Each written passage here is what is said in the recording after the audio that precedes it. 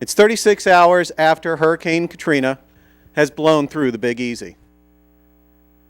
You are one of 35 federal medical officers who are arriving at 9:38 a.m. in the Louis Armstrong. Unfortunately for you, your flight line went active at 7 a.m. So you know where your colleagues are right now. Let me describe your flight line. Far to your left, you have what you're used to seeing, BKs and ACs. Two-person helicopters, 2 patients at a time at max if you stack them right. Usually just 1 at a time.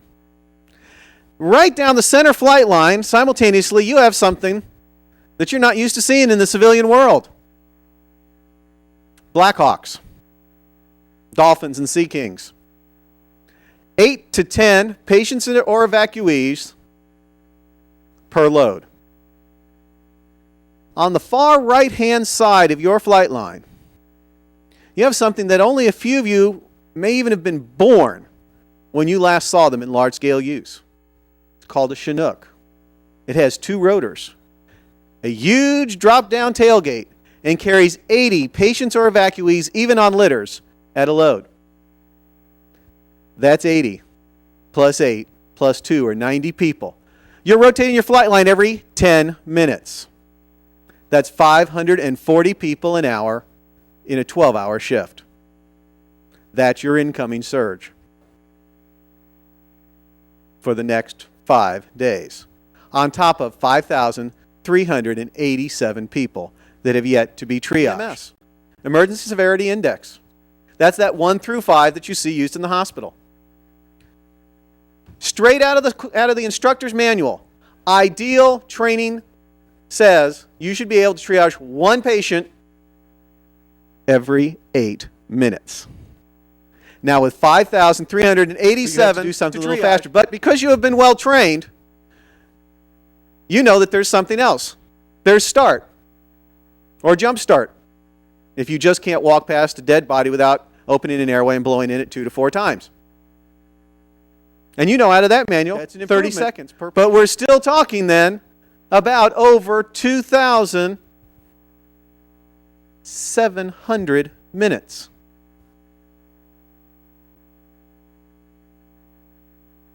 But again, you are triage professionals.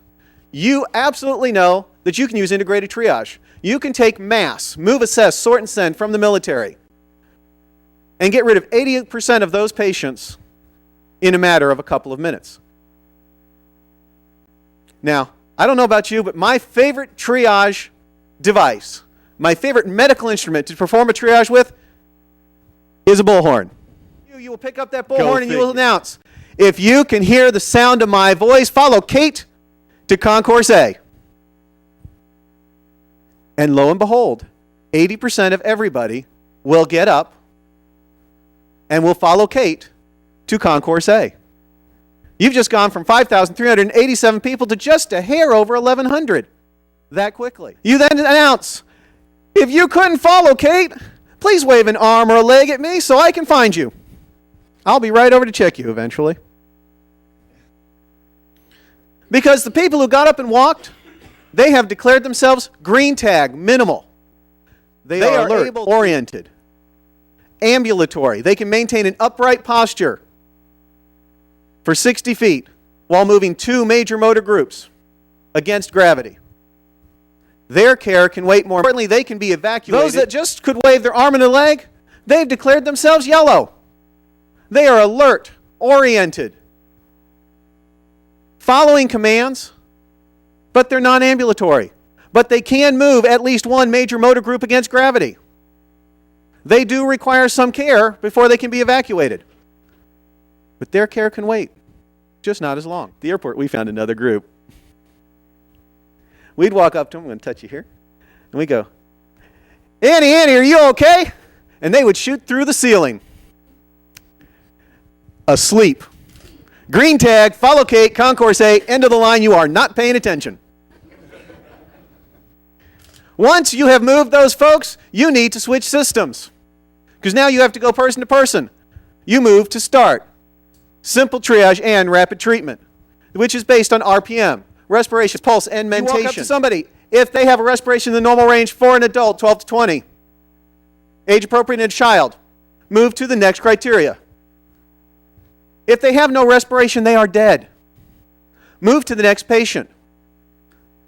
CPR is contraindicated in the event of mass casualty and disaster. Since 1997, American Heart Association, the American Red Cross agrees, World Health Organization agrees, and every major military medical organization in the world agrees with this statement. But if you are one of those individuals who cannot walk past a dead body without opening the airway and blowing in it 2 to 4 times, provide 2 to 4 rescue breaths. If they breathe spontaneously with no plastic inserted, then insert appropriate plastic. That's a nasopharyngeal airway or an oropharyngeal airway. Move them to the red tent and save their life.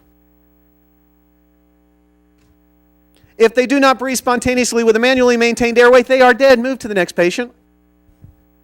Save the next life. If they have respirations that are present, but they are not in the normal range, 12 to 20 in adult, age appropriate in a child, red tag, red treatment area, save their life. If their respirations are in the normal range, 12 to 20 in adult, age appropriate in a child, move to the next criteria, which is pulse. If their pulse is in the normal range, 60 to 100 in adult, age appropriate in a child, move to the next criteria. If they have no pulse, they're dead.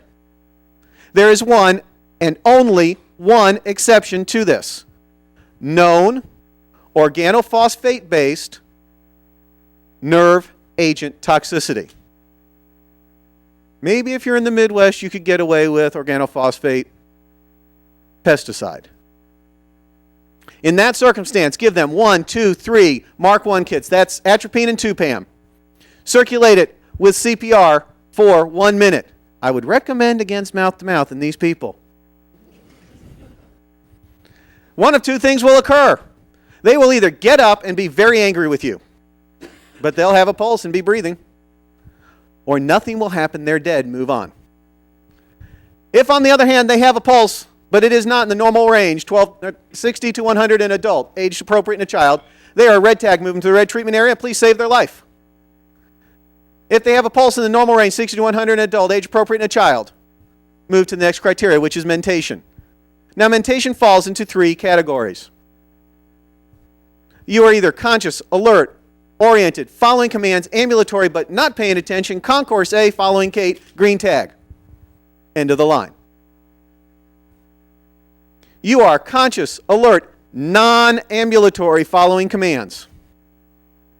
Yellow tag. Now, you'll notice I did not ask them what their baseline was. I did not ask any medical history at all because I do not care at this level. Because this individual will require some assistance to move through the rest of the medical care system. They will be re-triaged because triage is a continuous event.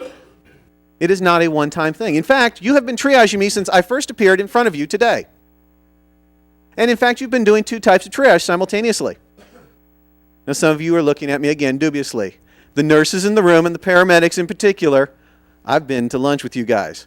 And I know what happens as soon as the little waitress leaves the table. You all look at each other and you say, I could put an 18 gauge in that with my eyes closed with both hands behind my back. You're always triaging like this. It is second nature. You triage, in fact, in 2 ways. I've been standing up here and you've been going manic or motivational speaker. And you do that every day when you walk in. You do that even if you wanted to turn it off, you couldn't. Because triage is a continuous event. So this person is yellow because they have to move through. They will eventually be re-triaged up or down. Don't worry about it. The only people that leaves, if you have taken your greens and your yellows out of the mentation, are those who are unresponsive, disoriented, or comatose. Because all the dead people you got rid of before them. Those people will fall into one of 2 categories. And it is dependent on one and only one thing.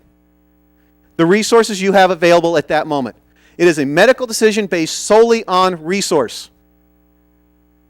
They will either be red tag, critical, move them to the red tag area, save their life, or black tag, expectant. But they will be continuously re-triaged.